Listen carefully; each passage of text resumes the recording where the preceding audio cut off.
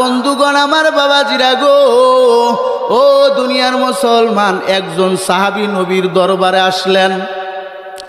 নবীজির দরবারে আসিয়া ডাক কই, ইয়া রাসূলুল্লাহ, ইয়া হাবিবাল্লাহ, ওগো আল্লাহর পয়গম্বর, আমার জেনা করতে ভালো লাগে, আমার জেনা করতে মনে চায়। ইয়া রাসূলুল্লাহ, ইয়া হাবিবাল্লাহ, নবী গো, আপনি আমারে জেনার অনুমতি দেন।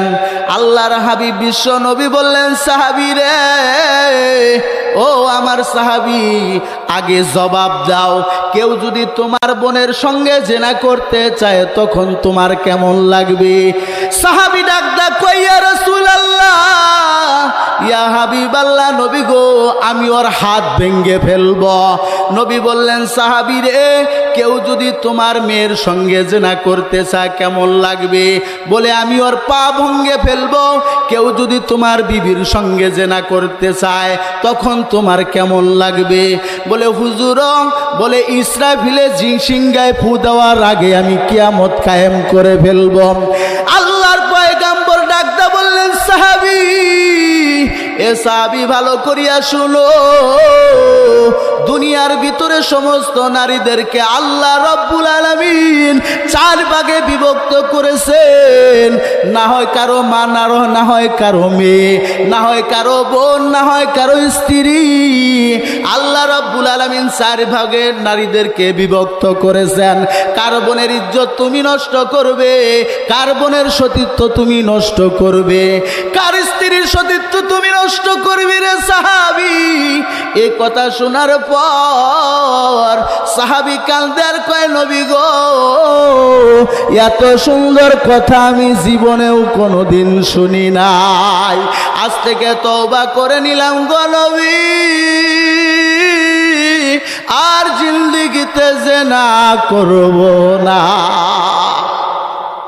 আমার বন্ধুগণ, আমার বাবাজিরা, ওই মানুষগুলি, খারাপ মানুষগুলিও আমার নবীর হাতে হাত দেওয়ার কারণে, আমার নবীর সহবতে থাকার কারণে তারা কালেমা পড়ে মুসলমান হয়ে গেছে, ভালো মানুষ হয়ে গেছে, স্বর্ণের মানুষ হয়ে গেছে। ও দুনিয়ার মুসলমান, মক্কা থেকে হিজরত করিয়া মদিনায় আসেন সালেবাতুল আনসারী রাদিয়াল্লাহু তাআলা আনহু। মক্কা থেকে হিজরত করিয়া মদিনায় আসেন, আর মদিনাতে থাকেন সাঈদ ইবনে আব্দুর রহমান। তাবুকের যুদ্ধের সময় আল্লাহর হাবিব বিশ্ব নবী রহমাতুল লিল আলামিন নবীজি বলে সাঈদ ইবনে আব্দুর রহমানকে লইয়া যুদ্ধের ময়দানে চলে গেলেন, আর সালেবাতুল আনসারী রাদিয়াল্লাহু তাআলা আনহুকে বাড়িতে রেখে গেলেন। এমন সময় শয়তান ধোঁকা দিতেছে, শয়তান প্রবঞ্চনা দিয়া বলল, আরে সালেবা, সাঈদের স্ত্রী বড় সুন্দরী, যাও সুবর্ণ সুযোগ কাজে লাগাও, যাও সুবর্ণ সুযোগ।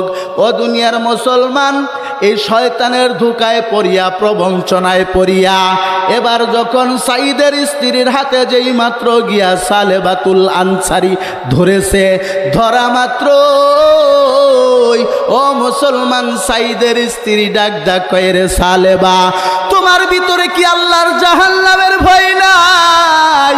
কিয়ামতের ময়দানে, হাসরের দিনে আল্লাহ রাব্বুল আলামিনের সামনে কেমন করিয়া তুমি মুখ দেখাইবা? কেমন করিয়া তুমি আল্লাহর সামনে তোমার এই মুখ দেখাইবা? এরে সালেবা, তোমার ভিতরে কি জাহান্নামের ভয় নাই? এই কথা বলার পর ভাই গো, সালেবাতুল আনসারীর অন্তরের ভিতরে আল্লাহর জাহান্নামের ভয় এসে গেল। ও দুনিয়ার মুসলমান, এবার হাত ছাড়িয়া পূর্ব দিকে রওনা হয়ে গেলেন। এবার পূর্ব দিকে গিয়া পাহাড়ের নিচে সিজদায় পড়িয়া কাঁদলে, আল্লাহ, আমি গুনাহগার, তুমি গাফফার। আল্লাহ, আমি অন্যায় করেছি, অপরাধ করেছি, আল্লাহ তুমি আমারে মাফ করিয়া দাও। এবার যখন যুদ্ধের ময়দান থেকে সাঈদ যখন বাড়িতে আসলেন, আসিয়া দেখে তার ভাই নাই। বলে তার ভাই বাড়িতে নাই। বিবিরে ডাকদা বলল, বিবি আমার ভাই সালেবাতুল আনসারী কোথায়? বলে পূর্ব দিকে রওনা হয়েছে। গিয়া দেখে পাহাড়ের নিচে সেজদায় পড়ি আল্লাহর দরবারে কান্দে। সালেবাতুল আনসারীকে সাইদ ইবনে আব্দুর রহমান ডাকদা কয়, সালেবা মাথা উঠাও, কি হয়েছে শুনি, তুমি মাথা উঠাও। এবার সালেবাতুল আনসারী ডাকদা কয়, না আমি অন্যায় করেছি, অপরাধ করেছি, আমি মাথা উঠাইব না, আমি বাড়িতে যাব না। যদি আমারে নিতে হয় আমার দুইটা হাত গাড়ের সাথে বাঁধিয়া কেনা গোলামের মতো টেনে টেনে আমাকে এখান থেকে নিয়ে যাও। বাধ্য হইয়া সাইদ তার হাত দুইটা গাড়ের সাথে বাঁধিয়া কেনা গোলামের মতো যখন টেনে নিয়ে যায়, ভাই গো ও দুনিয়ার মুসলমান, কিছু দূর যাওয়ার পরে এবার সালেবাতুল আনসারী ডাকদা বলে, ভাই আমার হাতের বাঁধনগুলি খুলিয়া দাও, দেখি মাপের কোনো ব্যবস্থা আছে কিনা সাহাবীদের মাঝে। বলে এমন সমস্যার সমাধান করা যায় কিনা। এবার হাতের বাঁধন যখন খুলে দেওয়া হলো, এবার হাতের বাঁধনগুলি খুলিয়া এবার ছুটে চললেন হযরত আবু বকর সিদ্দিকের দরবারে চলে গেলেন। আবু বকর সিদ্দিকের দরবারে গিয়ে ডাকদা কয়, ভাই আবু বকর, আল্লাহ রব্বুল আলামিন কি আমার জীবনের গুনাহ মাফ করবেন কিনা? ও দুনিয়ার মুসলমান, এবার হযরত আবু বকর সিদ্দিক রাদিয়াল্লাহু তাআলা ডাকদা বলেন, জানি না আল্লাহ রব্বুল আলামিন তোমারে মাফ করবে কিনা, কিন্তু এমন জঘন্য কাজ তুমি কেন করেছ, এমন অপরাধ কেন করেছ, তুমি আমার দরবার থেকে বের হয়ে যাও। জানি না আল্লাহ রব্বুল আলামিন তোমারে মাফ করবে কিনা, তুমি আমার দরবার থেকে বের হয়ে যাও। সালেবাতুল আনসারী ডাকদা কয়, আমি আল্লাহর রহমত থেকে নৈরাশ হব না। আবু বকর আমারে বিদায় করতে পারে, আমি যাব হযরতে ওমর রাদিয়াল্লাহু তাআলার দরবারে। হযরত ওমর আরো গরম, কথা ঠিক কিনা বলেন? হযরত ওমর রাদিয়াল্লাহু তাআলার দরবারে গিয়ে ডাকদা কয়, ভাই ওমর, আল্লাহ রব্বুল আলামিন কি আমার জীবনের গুনাহ মাফ করবেন? ও দুনিয়ার মুসলমান, হযরত ওমর ডাকদা কয়, জানি না আল্লাহ রব্বুল আলামিন তোমার জীবনের গুনাহ মাফ করবে কিনা, কিন্তু তুমি আমার বিশ্বাস এমন জঘন্য অপরাধ তুমি কেন করেছ, তুমি আমার দরবার থেকে বের হয়ে যাও। জানি না আল্লাহ রব্বুল আলামিন তোমার জীবনের গুনাহ মাফ করবে কিনা। হযরত ওমরের দরবার থেকে বের হয়ে আসলেন। ডাকদা কয়, সাইদ আমারে নিয়ে চলো হযরত আলীর দরবারে। হযরত আলী ডাকদা কয়, জানি না আল্লাহ রব্বুল আলামিন তোমার জীবনের গুনাহ মাফ করবেন কিনা, আমি জানি না, তুমি আমার দরবার থেকে বের হয়ে যাও। ও দুনিয়ার মুসলমান, হযরত ওসমানের কাছে গেলেন, ভাই ওসমান, আমার জীবনের গুনাহ কি আল্লাহ রব্বুল আলামিন ক্ষমা করবেন? হযরত ওসমান ডাকদা কয়, জানি না আল্লাহ রব্বুল আলামিন তোমার জীবনের গুনাহ মাফ করবেন কিনা, কিন্তু এমন জঘন্য কাজ তুমি কেন করেছো, তুমি আমার দরবার থেকে বের হয়ে যাও। হযরত সালেবাতুল আনসারী ডাকদা কয়, আমার এতক্ষণ বিশ্বাস ছিল সাহাবীদের মাঝে সমস্যার সমাধান ঘটাবো, কিন্তু না, এটা বড় লজ্জার কথা। বলে যদি আল্লাহর হাবিব বিশ্ব নবী জেনে যান, যেহেতু সাহাবীদের মাঝে সমস্যার সমাধান হলো না, বাধ্য হয়ে আমাকে নিয়ে চলো আল্লাহর হাবিব বিশ্ব নবী রহমাতুল লিল আলামিন দয়াল নবীর কাছে। আল্লাহর হাবিব বিশ্ব নবীর দরবারে যখন গেলেন, আল্লাহর হাবিব বিশ্ব নবীকে ডাকদা কয়, নবী গো, আমি অন্যায় করেছি, অপরাধ করেছি গো নবীজি, আল্লাহ রাব্বুল আলামিন কি আমার জীবনের গুনাহগুলি মাফ করবেন কিনা? ও দুনিয়ার মুসলমান, আল্লাহর হাবিব বিশ্ব নবী রহমাতুল লিল আলামিন দয়াল নবীজি ডাকদা বললেন, সালেবা, জানি না আল্লাহ রব্বুল আলামিন তোমারে মাফ করবেন কিনা। কিন্তু তুমি বিশ্বাসঘাতক কেন করেছো? তোমার আমানতদার ভাইয়ের হক তুমি কেন নষ্ট করেছো? তুমি আমার দরবার থেকে বের হয়ে যাও, জানি না আল্লাহ রব্বুল আলামিন তোমার জীবনের গুনাহ মাফ করবেন কিনা। এবার সালেবাতুল আনসারী ডাকদা কয়, ভাই সাইদ, আমার বিশ্বাস হয়ে গেছে আল্লাহর আসমানের নিচে জমিনের উপরে আমার চাইতে পাপী আর কেউ নাই, আমারে ছেড়ে দাও। হযরত সালেবাতুল আনসারী রাদিয়াল্লাহু তাআলা আনহু এবার পূর্ব দিকে রওনা হয়ে গেলেন। পাহাড়ের নিচে সিজদায় পড়ে আল্লাহ রাব্বুল আলামিনের দরবারে কাঁদলে, আল্লাহ আমি গুনাহগার, তোমার নাম গাফফার, তুমি যদি মাফ না করো বলো তোমার গুনাহগার বান্দা কার দরবারে যাবে? আমার বন্ধুগণ, আমার বাবাজিরা, এমন সময় আল্লাহ রাব্বুল আলামিন জিবরাইল আমিনকে প্রেরণ করলেন। জিবরাইল এসে আমার নবীকে ডাকদা কয়, নবী গো, এই মাখলুকগুলির মালিক আল্লাহ না আপনি? আমার রাসূল ডাকদা বলেন, এই মাখলুকগুলির মালিক হলো আমার আল্লাহ। তাহলে সালেবাতুল আনসারীকে কেন আপনি ফেরত দিয়েছেন গো নবীজি? আল্লাহ রাব্বুল আলামিন সালেবাতুল আনসারীর তাম জীবনের গুনাহ আমার আল্লাহ তাআলা মাফ করে দিয়েছে। সুবহানাল্লাহ।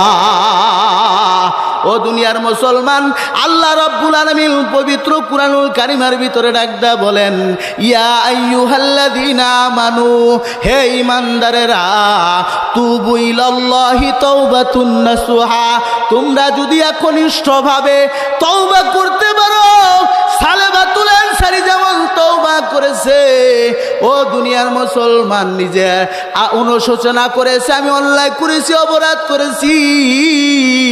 ও দুনিয়ার মুসলমান, তার একটা কন্যা সন্তান ছিল হানজালা। হানজালা ডাক কয়, আব্বা গো, তুমি তো বিদায় হয়ে যাচ্ছ, আমি ঘুরে ঘুরে দেখেছি আবু বকর তোমার প্রতি নারাজ, উসমান তোমার প্রতি নারাজ, আলী তোমার প্রতি নারাজ, আবু বকর সিদ্দিক তোমার প্রতি নারাজ, আল্লাহর হাবিব বিশ্ব নবী রহমাতুল লিল আলামিন তোমার প্রতি নারাজ। ও মুসলমান, পাহাড়ের নিচে গিয়া সেজদা দিয়া কান্দে আর বলে, আল্লাহ, ও আল্লাহ, তোমার সালেবাতুল আনসারী গুনাহগার, আল্লাহ তুমি গাফফার, তুমি যদি মাফ না করো বলো তোমার বান্দা কার দরবারে যাবে? আমার বন্ধুগণ, আমার বাবাজিরা গো, আমার বন্ধুগণ, আমার বাবাজিরা, এবার সালেবাতুল আনসারীর শানে আল্লাহ রাব্বুল আলামিন আয়াত নাজিল করে দিলেন। আল্লাহ রাব্বুল আলামিন তার তামাম জীবনের গুনাহ আমার আল্লাহ মাফ করে দিয়েছে। জোরে কোন সুবহানাল্লাহ। জিবরাইল এসে ডাকদা কয়, নবী গো, এই মাখলুকগুলির মালিক কি আপনি না আল্লাহ? নবী ডাকদা কয়, মাখলুকগুলির মালিক হলো আল্লাহ। তাহলে সালেবাতুল আনসারীকে কেন আপনার দরবার থেকে বিদায় করে দিয়েছেন? সালেবাতুল আনসারী তওবা আমার আল্লাহ তাআলা এমন ভাবে কবুল করে নিয়েছে, তার তামাম জীবনের গুনাহ আমার আল্লাহ তাআলা মাফ করিয়া দিছে। সুবহানাল্লাহ। এমন সময় আল্লাহর হাবিব বিশ্বনবী সাল্লাল্লাহু আলাইহি ওয়াসাল্লাম বললেন, ও সাহাবায়ে কেরাম, আবু বকর, ওমর, ওসমান, কোথায় আছো তোমরা? দেখো তো আমার সালেবাতুল আনসারী কোথায়? একজন মুরব্বী সাহাবী ছিল, উম্মতি মুহাম্মাদের ভিতরে সবচেয়ে বেশি হায়াত যিনি পেয়েছিলেন তিনি হলেন হযরতে সালমান ফারসি রাদিয়াল্লাহু তাআলা। 350 বছর হায়াত পেয়েছিলেন। জোরে কন্যা সুবহানাল্লাহ। কিয়ামতের আগ পর্যন্ত আর এত লম্বা হায়াত আর অন্য কোনো মানুষ পাবে না। সালেবাতুল আনসারীর এই হযরতে সালমান ফারসি মুরব্বী সাহাবী ডাক কয়, নবী গো, আমার সাথে পাঠিয়ে দিন, আমিও তালাশ করতে যাব। আমি একজন মুরব্বী সাহাবী, আমার কথা সে ফালাইবে না। আল্লাহর হাবিব বিশ্ব নবী 5 জনের একটা টিম করে দিলেন, যাও দেখো আমার সালেবাতুল আনসারী কোথায় আছে, আমার সালেবাতুল আনসারী কোথায় আছে একটু সন্ধান করে নিয়ে আসো। আমার বন্ধুগণ, আমার বাবাজিরা, এবার সালেবাতুল আনসারীর সন্ধানে যখন গেলেন, গিয়ে দেখে কিছু মানুষ ক্ষেত খামারে কাজ করতেছে, ডাক কয়ে ভাই গো, বলে আমাদের ভাই সালেবাতুল আনসারি কি তোমরা দেখেছো? বলে তোমাদের সালেবাতুল আনসারিকে আমরা চিনি না, তবে রাত্রি যখন গভীর হয়ে যায় এমন সময় তার কান্নার আওয়াজ শুরু হয়ে যায়। সে কান্দার বলে, আল্লাহ আমি গুনাহগার, তুমি গাফফার, ও আল্লাহ তাকে দেখো। জঙ্গলের হিংস্র পানি বাঘ ভাল্লুক গুলি ঘুমাইয়া গেছে, মাতার সন্তানের বুকে লইয়া ঘুমাইয়া গেছে, কিন্তু তোমার সালেবাতুল আনসারি ঘুমায় না। ও দুনিয়ার মুসলমান, এই বলে যখন সালেবাতুল আনসারি আল্লাহর দরবারে রুনাজারি করে, ও দুনিয়ার মুসলমান, হযরত আবু বকর ডাকলা কয় ভাই গো, ওই লোকটাই মনে হয় আমাদের ভাই সালেবাতুল আনসারি। কারণ সালেবাতুল আনসারি ছাড়া এমন ভাবে কাঁদতে পারে না। সালেবাতুল আনসারি কান্না করতেছে গর্তের ভিতরে ঢুকিয়া, হয় ভাই অন্ধকারে মানুষ চেনা যায় না। হযরত আবু বকর ডাক কয় ভাই গো, মাথা উঠাও, আমি আবু বকর এসেছি। এবার নবীর সাহাবী সালেবাতুল আনসারি ডাক কয়, আমি আপনার কথায় মাথা উঠাবো না, আপনি আমাকে আপনার দরবার থেকে বের করে দিয়েছেন। হযরত ওমর ডাক কয় ভাই মাথা উঠাও, আল্লাহ রাব্বুল আলামিন তোমার তামাম জীবনের গুনাহ আমার আল্লাহ তাআলা মাফ করে দিয়েছে। জোরে কোন সুবহানাল্লাহ। এই কথা বলা মাত্রই হযরত সালেবাতুল আনসারী রাদিয়াল্লাহু তাআলা শুকরিয়া আদায় করলেন, আল্লাহ তুমি রহমান, তুমি গফফার, তুমি কাদের গনি। সুবহানাল্লাহ বলেন। আমার বন্ধুগণ, আমার বাবাজিরা, সালেবাতুল আনসারীকে নিয়ে যখন মসজিদে নববীর দিকে হাজির হলেন, ফজরের আজান হয়ে গেল। এমন সময় আল্লাহর হাবিব বিশ্ব নবী রহমাতুল লিল আলামিন ফজরের জামাতে নামাজ পড়াইতেছেন। এমন সময় সাহাবায়ে কেরামরা যখন নামাজে কাতারবন্দি হয়ে গেলেন, আল্লাহর হাবিব কুরআনুল কারীমের আয়াত তেলাওয়াত করতেছেন। এমন সময় নামাজের ভিতরে বিকট আওয়াজ হয়ে গেল। নামাজ যখন কমপ্লিট করা হলো, নামাজ যখন সমাপ্ত করা হলো, নামাজ শেষ করিয়া সালাম ফিরিয়া যখন নজর করে দেখলেন, আল্লাহর নবীর সাহাবী সালেবাতুল আনসারী রাদিয়াল্লাহু তাআলা আনহু জমিনের ভিতরে গড়াগড়ি করতেছে। এমন সময় আল্লাহর হাবিব বললেন, আবু বকর নজর করে দেখো, হযরতে সালমান ফারসি রাদিয়াল্লাহু তাআলা নার পরীক্ষা করিয়া দেখেন, সালেবাতুল আনসারী রাদিয়াল্লাহু তাআলা আনহু দুনিয়ার জমিন থেকে বিদায় হয়ে গেছে। ও দুনিয়ার মুসলমান, আল্লাহর হাবিব বিশ্ব নবী রহমাতুল লিল আলামিন বললেন, সাহাবায়ে কেরাম আমার এই সালেবাতুল আনসারীকে গোসল দেওয়াও, আমি নবী নিজে নামাজ পড়াবো, আমি নবী নিজে তার জানাজার নামাজ পড়াইব। আল্লাহর হাবিব বিশ্ব নবী কবরস্থানে জান্নাতুল বাকির